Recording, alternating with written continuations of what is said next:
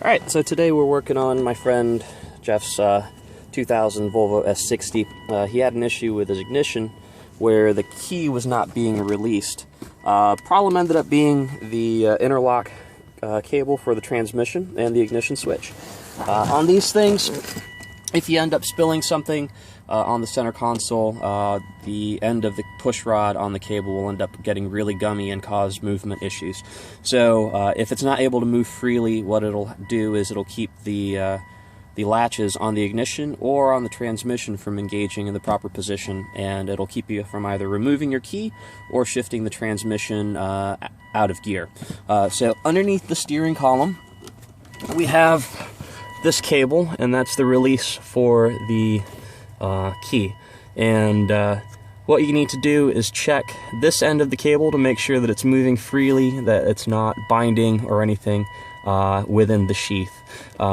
You know, if you're having issues with stuff sticking, you can go ahead and check the other end of the cable where the shifter is at, down here. Simply pop up the center console panel. All right. On the underside, you'll have the release for the indicator panel on the shifter, and when you pull that down, this wood veneer will come up and off so you can get some more space. On the side of the shifter housing, you see that yellow knob. That is the end of the interlock cable.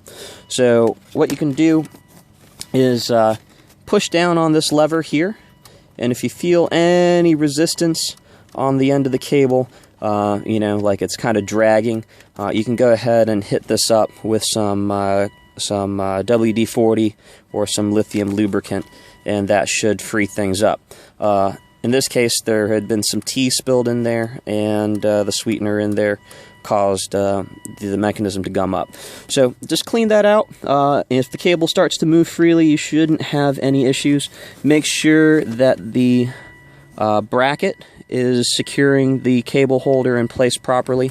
It's kind of tough to see here, but it's that round connector with the two flared ends. If you pull it up, it'll come out. If you push it down, it should click in and lock properly.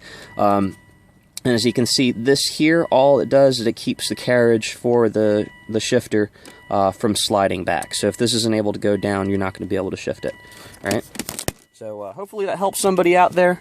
It's a fairly, you know, cheap fix. If the cable's intact, you don't need to put any money into it. Just a little bit of elbow grease to get it cleaned up and get everything adjusted. So, bye.